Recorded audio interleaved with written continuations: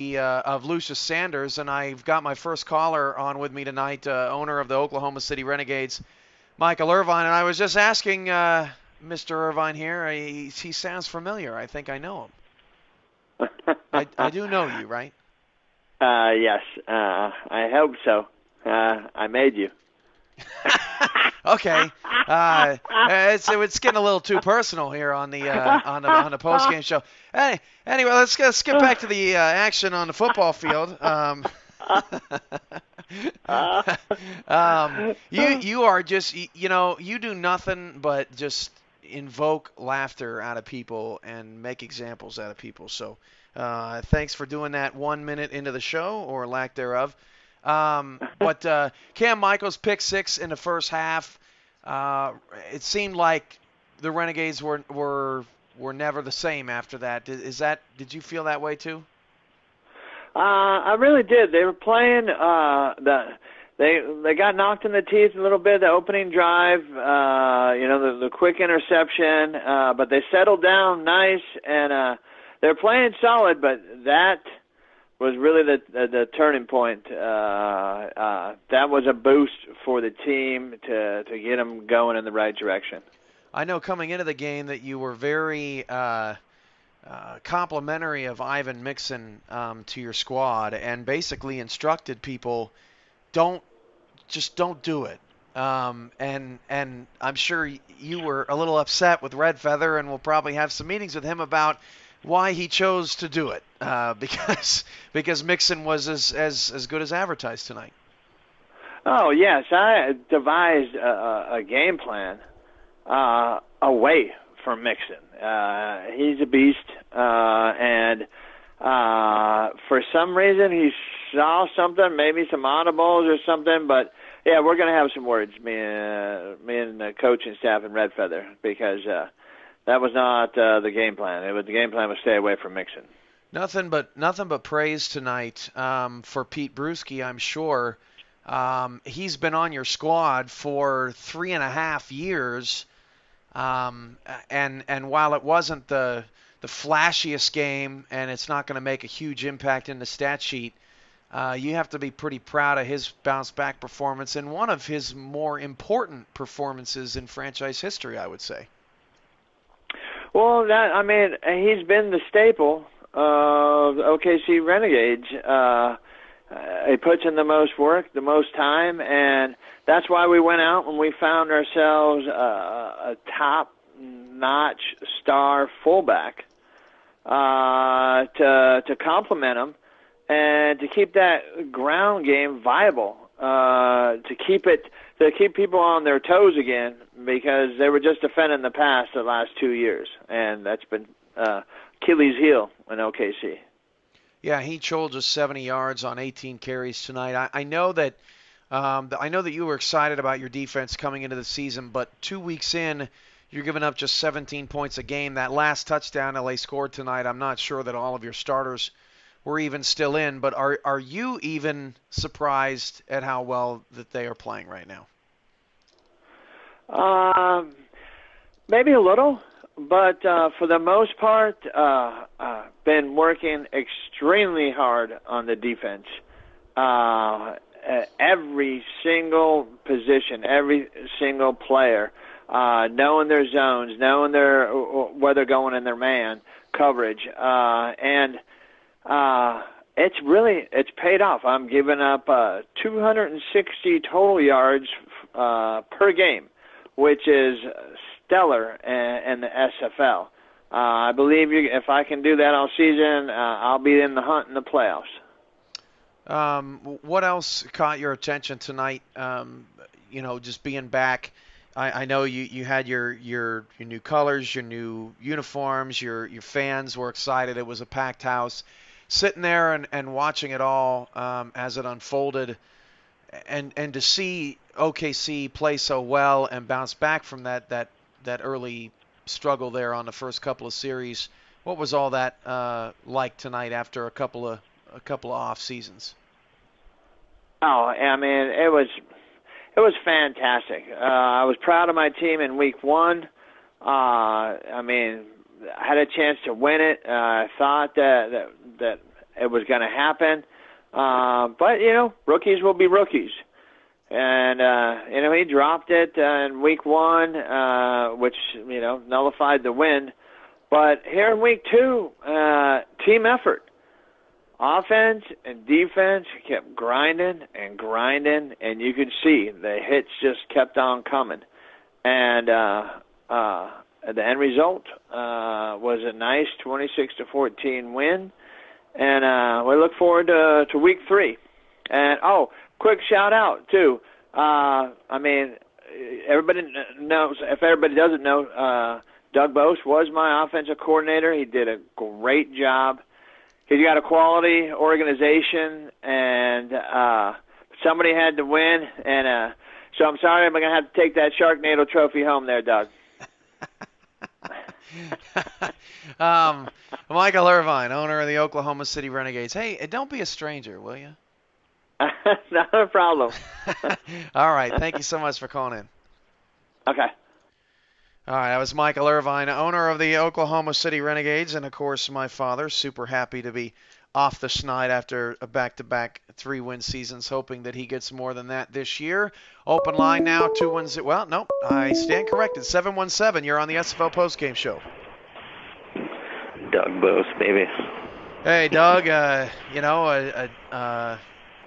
I guess I'll just start with you. What were your initial reactions to watching the performance that the Sharks put on tonight?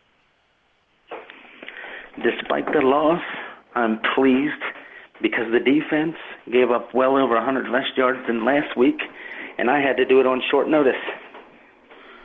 Yeah, and that was a thing that most people will not recognize when they look at the box score. You really had to do a little bit of scrambling on your own in the front office and getting some of these players ready and OKC scores just 26, but 9 of those points were scored by the defense, so really just 17 as they did in week 1. But Murdoch Mock tonight, he looked a little discombobulated. It seems like he's having a difficult time finding his weapons. We know he can find Macho Fog. Those two have had a connection since the training camp battles, but otherwise he's having an issue of getting everyone involved in the game. Would you say that's a fair assessment? It's more than fair, and I'm going to take the offense and put it on my back this week. For lack of a better term, and excuse the language, when my co-owner walked away like a little bitch, I'm wording it that way, he put me in disarray, if you will, and I focused totally on the defense leading into this game, trying to stop Bovine. Well, I did wrong on that. I should have stopped Brewski, so kudos to Michael Irvine in that assessment. But as one of the hardest working coaches, owners in this league, with the Sharks power rankings inside the SFL, I have a full plate, and I'm still satisfied with the performance. Back to the drawing board is all I can say. You've got Queen City coming into your house next week. Queen City's offense struggled as well tonight on the road against Baltimore. It's a long West Coast trip. It's a bit personal, I'm sure, for Park Hee-Chol. And, I'm sure you're treating it as a statement game for the Sharks. It's not the way you wanted to start your first 2 weeks in the league, but, boy, you sure can put all that to bed with a victory against the Corsairs next week. Is that how you approach it? I'm for sure hoping. 0-2 is not exactly where we wanted to start. Like you said, get a victory, first victory in franchise history as far as I call it, since it's the Sharks against the defending champions. And I'm just hoping that my baby girl will talk to me all week because, the Queen City team, them Green Queens as she refers to them, is her team. And she has told me when that game takes place, she is not talking to me until Queen City beats our butt. So I'm hoping that doesn't happen. Right. No, exactly. And that'll be a friendly father-daughter rivalry, sure. A rivalry that's not so friendly is the one with your brother. How are you going to face that in the morning? I'll face that probably before I go to bed, to be honest. He started the trash talk. My guys fired back. I guess his gun had the loaded bullets. We didn't. They get the W. And when he gives me a call, text me, whatever it is, I'm just going to have to eat it. Doug Boas, we always know that you're all in it, all about it, and win or loss, you're here. So thanks for calling in, my friend. Appreciate it. Hey, take care. Open line now, maybe, for 5 seconds. 210-473-8428. Oklahoma City beats Los Angeles. Baltimore takes down Queen City. And D.C. falls to Louisville. Funk has thrown, it's either 10 or 11 interceptions, and Louisville is 2-0. On the call, owner of the D.C. Dragons, Jermaine Smith. How are you tonight? Oh, no. Don't worry, Commissioner. LBG rated. Go ahead and ask your questions. Okay. Hey, I don't put a filter on this. I just let it go because I'm not a freedom of speech killer, I guess. But I don't know how, and I don't think Louisville's owner even knows how they're 2-0 because their offense has been a hot mess here in the first couple of weeks. I mean, Overstreet only got the ball 9 times again tonight. Funk throws 6 picks, and somehow, some way, Louisville still gets the W. How do you fathom that? Well, we got exposed. Well, our defense, we played. I'll get you a question in a second, but defense played extremely well. Gave up 400-some yards in passing, but we had 6 picks, by 3 guys, and we got exposed to Outroute City, and that's just about as best I can say it. And so that's their offense, and they that's their style of play, and they knew that we would be dropping back because our corners are okay, and they exploited it. Did you know Leroy Ambush had it in him with that one-hander that he had in the first half? Well, he did at University of Maryland, so I wasn't surprised. So, yeah, but it was nice. So it was nice to see that. He had 2 of them. Well, just one of them, one hand, but I was happy with the defense. I know that the owner's job is never easy. It's a lot to take in on game night. But did you happen to see that last interception, the Greg Corky drop? I mean, he dropped it right into the bucket of Sanders. I don't think I've ever seen Corky play a worse game. He dropped at least 3 balls down the field tonight. Your reaction to that? I don't know. It's just one of those things to where it happened back in the championship game in season 5, and he's playing mediocre and came through the very end, and we were hoping that maybe he'll come through, or somebody will come through with that quick slam, but unfortunately, the ball tipped and it went into Louisville's hands. You got Oklahoma City next week. They get a big win, and their defense looks pretty solid through 2 weeks, and now they're 1-1. Last time you guys played, it was Father's Day, I believe, back in 2015, and it wasn't close. But have you gotten a chance to start looking at Oklahoma City and what they've done to try to turn things around there? Me personally, as owner now, I've my hands-off approach to the whole thing, so I haven't looked at it. But I believe the head coach, Mark Chisholm, I believe he's looked at it and he's been scouting them. So we're in good hands against Oklahoma City. I'm not worried about them. We'll beat them. Hawkins had another good night, 243 yards, 29 carries. He's easily going to lead the league average, or lead the leaderboards, I should say, in yards per game heading into week 3. Not necessarily, can't say the same about Cody Cantrell. What was the Louisville defense doing to disrupt him tonight, in your view, from watching? Well, I think we just relied on him a little bit too much. We pretty much wanted to pound the ball, and they had those, big hefty linemen and whatnot, but we wanted to pound the ball, and unfortunately, that third quarter and then towards the middle of the fourth quarter, our offense seemed like we just wanted to keep running out of the power I to Hawkins, and that's great in the first half, but it wasn't working, and we kept going to the well, and there's no water left. So what we should have done was spread the ball and let Cody Cantrell get some, and let the receivers get some touches. Uh, Mr. Smith, anything to add moving forward into Week 3 and into cross-conference play after the loss? No, like I said, our guys, we beat ourselves tonight. Our offense, we just went stale, and now we just got to prepare for a cross conference. And I plan to be the first one to, I keep saying forgive me. We plan on being the first, defeat Santa Fe, and we'll destroy Purple Rain. Yeah, we'll make it drizzle instead of raining. Good stuff. The owner's got to get used to saying we nowadays. Mr. Smith, thanks for the call. Yeah, it's hard. Yeah, thank you. Open line now, 210-473-8428. It's just crazy that Louisville is 2-0. I mean, it's not crazy because we know Louisville's a great team, but it's crazy because Louisville is getting killed in the turnover battle. And you typically don't win games when you get killed in the turnover battle. And we got another 717 area code. You're on a post-game show. Who do I got with me? It's Michael Osayi. Hey, Mr. Osayi. Did you know you had the same area code as Jermaine Smith? I didn't know that.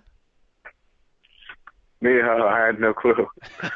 Yeah, you guys should maybe, well, I would say hook up for coffee, but Baltimore and D.C. don't really like each other, so I'll just leave that there. Baltimore with the big win tonight, and I know that the Crabs have been really pushing. We gotta get a couple of victories at least out of this brutal stretch to start the season, and you guys did that and more tonight, particularly on the defensive side, but. Getting that victory and not having to be at the bottom of the division, that feels pretty good, right? Yep, it's a fight. It's a dog fight the whole way through the season. So anytime you can try to increase your standing in that dog fight, the better you're going to be off whenever the weeks start piling up here in the late goings, whenever we get down there. Even though it might seem like a far time away, you got to take the wins as you get them. Queen City's defense was pretty – I mean, the Baltimore offense gained over 450 yards of offense, but the score doesn't necessarily show it. They were playing you guys pretty well. You had 3 catches, but they were big catches down the field. But how do you yourself get more targets, more touches, more more involved, I guess, because eventually Baltimore's going to need that out of you. Well, that's just going to be a week by week. You have to play as you need it, and sometimes your stats aren't going to reflect that. There's so many things that go into like a football game that stats might not necessarily reflect. There might be blocking down the field. There's leadership, and I'm going to try and provide the best I can to my team in those regards. I'm going to do everything I can to help my team win, and even if that might necessarily mean not getting me the touches, there's anything I can do to possibly help my team. And then whenever I'm needed, I'm going to try and step up and be that guy, be that man, be that wide receiver that the Crabs need. The East Division, unlike any other, has a 4-way tie for first. You are all 1-1, and it's funny because last year there was a tie at 6-6 for the division crown, and now everyone is 500 again. Of those 4 teams, who's the best? You're always so mean in these situations. What are you talking about? I'm just asking questions. Well, I'm never going to count my team out. So I'm just prepared to take it, and we're going to continually try to push for being the best. So I'm going to say us, but it could go any way. We got a great division, and that's just a testament to those scores that you say, like records that you have down there. It's a great division. It's going to be a dogfight, like I said earlier. So I'm not going to count us out. I'm going to have us penciled in. We're going to try to win, but it's a division full of great teams. I'm preparing you for those blood-sucking journalists. They're terrible people, and I don't know what I didn't do anything. I'm just having conversations. Mike, anything else to add? Any chance you got to pop in on any of the other games tonight? Any action or anything that stands out to you overall, just in week 2, that you saw around the league? just impressed with Louisville, still fighting through the adversity. It happened. They did it to us last week. They did it to DC. Just they have the turnovers, so if they get clicking, they're going to be really scary. If Funk can cut down some of his interceptions, if they can get overshoot more carries, they're going to be really, really scary. So I saw a little bit of that game, so props to them. And they got Houston next week with Houston's new head coach and Greg Morris. So that'll be an interesting battle Thursday night here on the main network next week. Mike Osayi, wide receiver for Baltimore. Always good to talk to you. Pleasure as always. Open line now, and I promise I don't bite. 210-473-8428. Week 2 wrapping up. Of course, the Week 3 game of the week, Dallas-Tallahassee. Awesome matchup coming down the line there as we look to see what those defenses have in store. So Louisville officially joins the group of 4 as now the group of 5 who are undefeated in the top of the league. No one else gets there after Week 2. 573, you're on the SFL Postgame Show. Hi, this is Alexander Shayatovich. Hey, Mr. Shayatovich. Not the same type of call tonight. A stark comparison from Week 1, right? That's right. Week 1 was a dream. Today was a bit of a nightmare, I can say. It was not good. You're really good with the quotes, man. That's a great quote. Oh, thank you. I only wish I was writing a story and I could use it, but I'm not.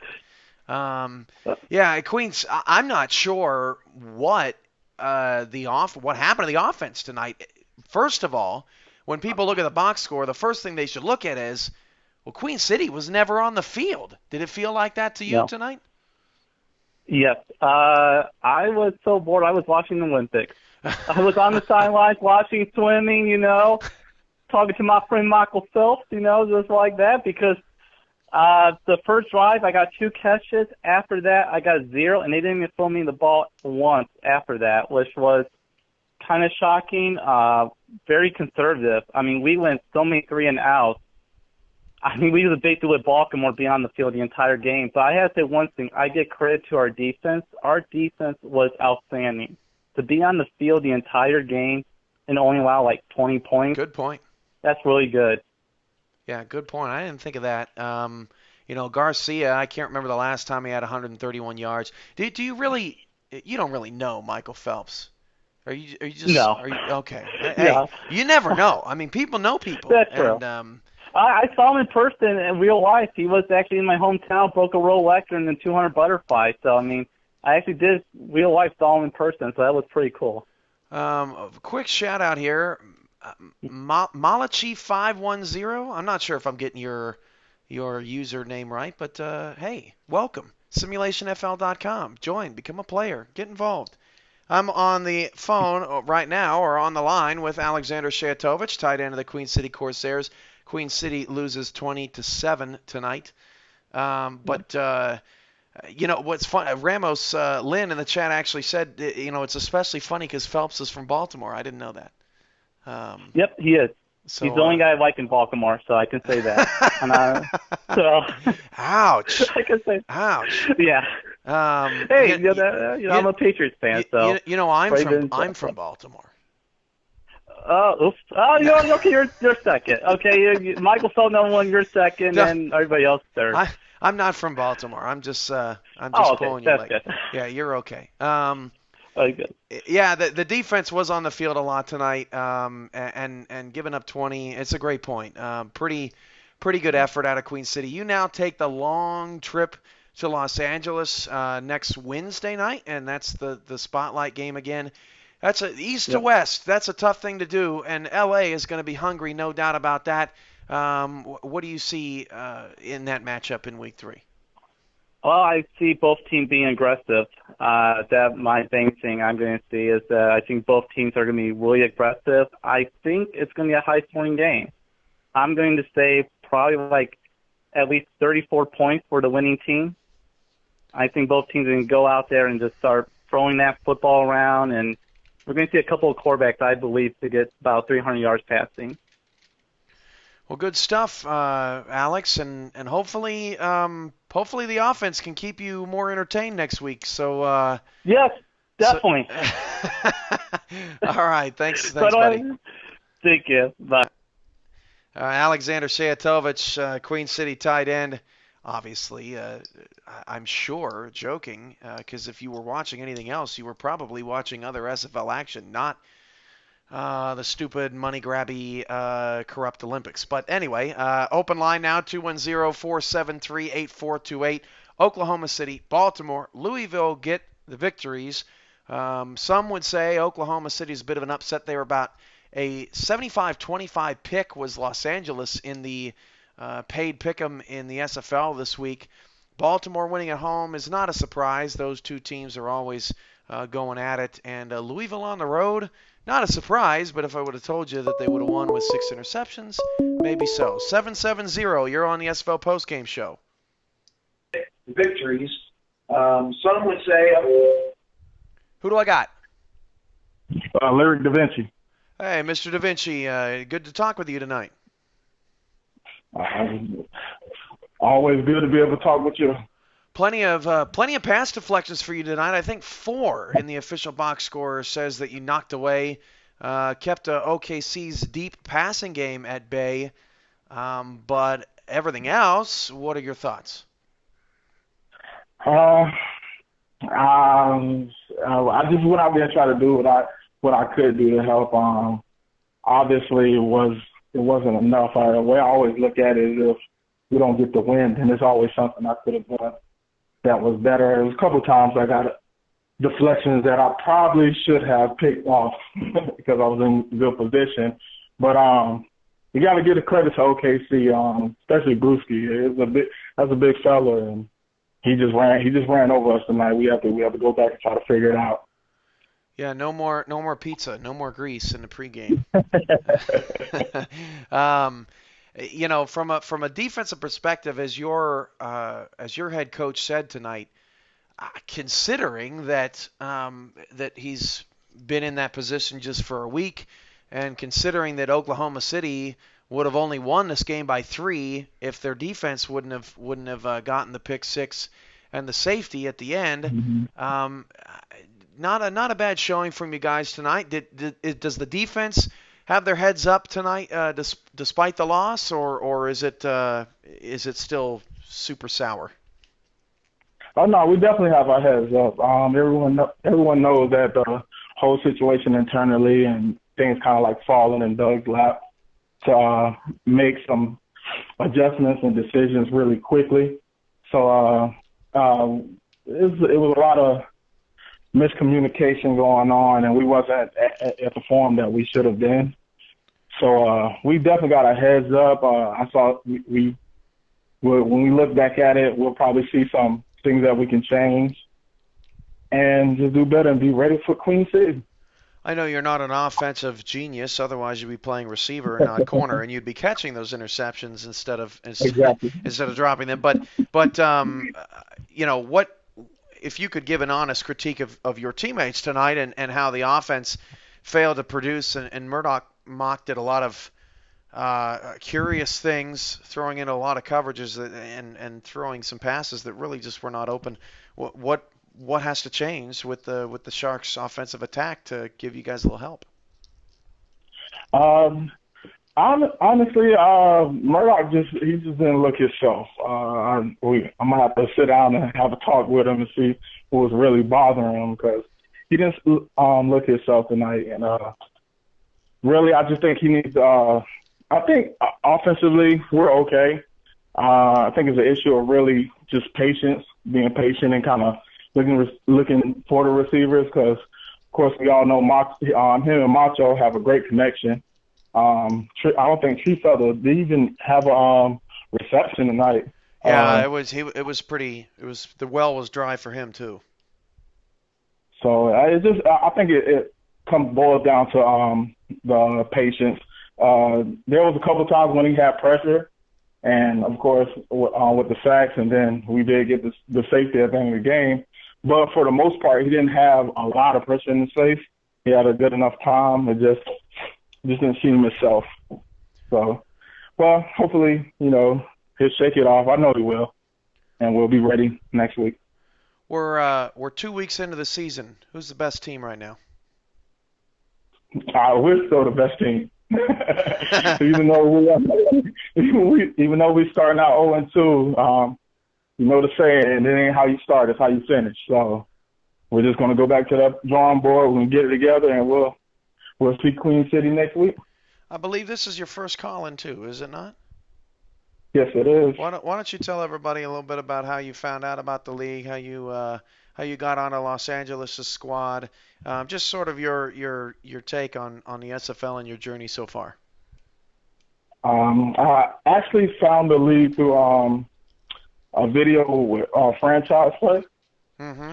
And I saw that video. It was like a dream come true for me because I've been thinking about that for something like this league for a long time.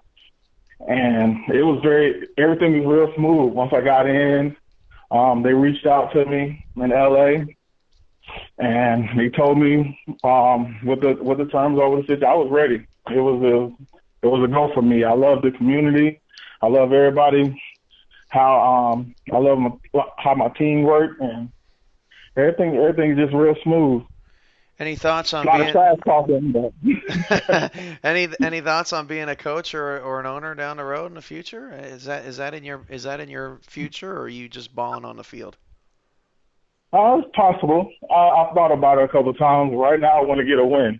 So all my focus is on how can we go out to Queen City, and against what Alex said, love him, but against what he said, we can't have them throwing no 300 yards on us next week. So well we're not said. going to let that happen. Well said. Lyriic Davinci, corner for the Los Angeles Sharks. Thanks, man, for calling in. All right, thank you. All right, one last caller tonight, 210-473-8428. Let's end it on a good note, and then we'll cut it off there, and we'll start prepping for Week 2. Week 2 starts with Orlando and Cleveland Sunday, along with Tallahassee and Dallas. It's a short Sunday, just 2 games, and then 3 games Wednesday, 3 games Thursday, a packed back end of the week in Week 3. But very interesting games, very interesting results tonight. It'll be interesting to see how Queen City and Los Angeles bounce back when they play each other. DC and Oklahoma City both coming into their next game with victories, and Baltimore has Minneapolis on the road. That's the Maulers' home opener, and they certainly want to get their first victory of the season and avoid falling 0-3, their 5th consecutive loss. If we've got no more callers, we've already hit our 30-minute mark, so no harm, no foul. Just wanted to make sure everybody got in, and everybody got a chance to say what they wanted to say. This has been a presentation of the Simulation Football League and the SFL Network. We got one more before I go into my spiel. 570. You're on the Postgame Show. Hey, this is Michael Boyer, wide receiver for Oklahoma City Renegades. Mr. Boyer, boy, did you sure helped people not be upset. I'm stumbling over my words here. People aren't upset with you anymore for dropping that pass last week with your 2 touchdowns tonight.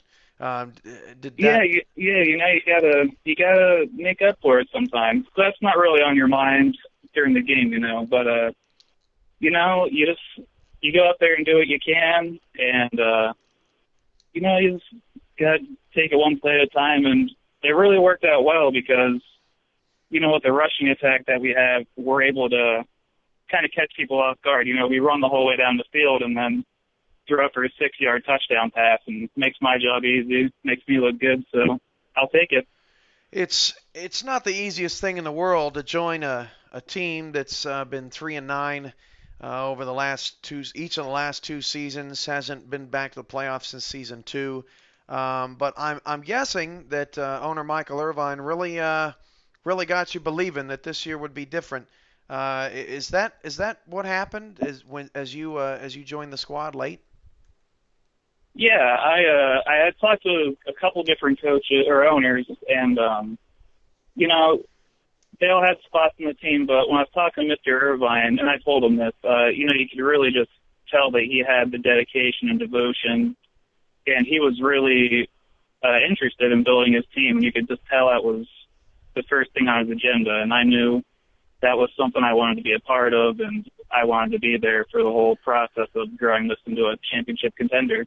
You've known about what we do here for a long time, and people probably don't know just who you are or what your history is with this league. But would you care to share tonight? Yeah, it'd be my honor.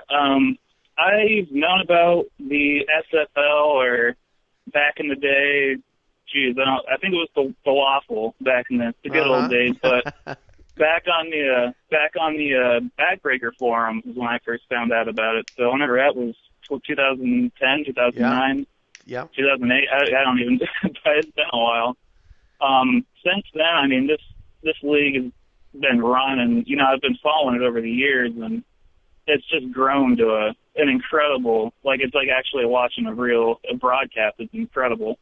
So just to see the league grow and all the players and coaches and owners that have joined in with the league to help it advance the way that it has, it's been really, really incredible, really. And, you can't say enough about all the work that you've put into it. I mean, I can't even imagine all the hours you've logged. But, you asked somebody else what the best team in the SFL was, and I'm looking for brownie points here, but, it's the SFL, the broadcast team, the team that puts it all together. That's the best team in the SFL. Well, I appreciate that, Mr. Boyer. That's very nice for you to say, and it was very nice of you to get your offense 2 touchdowns tonight. I know things were tough. The matchup was tough coming into the night. Ivan Mixon is a stud. Defensively, probably the best corner in the league. I'm not sure if there is any better, and I say that with all the respect in the world. So, I mean, you had a tough matchup coming into the night. What was it like going up against him and taking him on face to face? Yeah. Well, you can take a look at the numbers for that one. 6 receptions tonight for 49 yards. Compare that to last week where I had over 100 yards. And that really goes to show you, shut down corners, even when we're slinging the ball 28 attempts, a lot of them were to me, and a lot of them, were incomplete, broken up. When you can limit a receiver to half of what their production was the previous week, that's a really great cornerback. Like I said, when you have Bruce, you run the ball the whole way down the field and then just throw a little dinky out route into the end zone, that works well for us because it gets all the attention away from the receivers, and then just lollipop a throw in there for a touchdown. Michael Boyer, Oklahoma City wide receiver. Great to hear from you. Hey, thank you. You're great being on the show. Thanks, man. That is the conclusion of the SFL Network postgame show. Appreciate all of the call-ins. Great call-ins tonight. Great activity all across the league. Our community now up to 191 full-time members on Slack. If you are listening to this show and you want to become a player in the league, don't wait any longer. SimulationFL.com. Click the join button on the menu. Fill out the sheet. We send you an invite. You get in the community. You get on a team. You get to watch yourself play every week. And when you're on the main game, like OKC and Los Angeles were tonight, you get to hear your name called out as well. Again, final scores: OKC 26, LA 14, Baltimore 20, Queen City 7, and Louisville 31, DC 28. I am SFL play-by-play commentator, web designer, commissioner, people manager, Cameron Irvine, and this has been another week of SFL action. Thanks so much for all of your support. Follow us on Twitter at SimulationFL. Subscribe to our YouTube and Twitch channels /SimulationFL. Appreciate it, folks. Good night, everybody.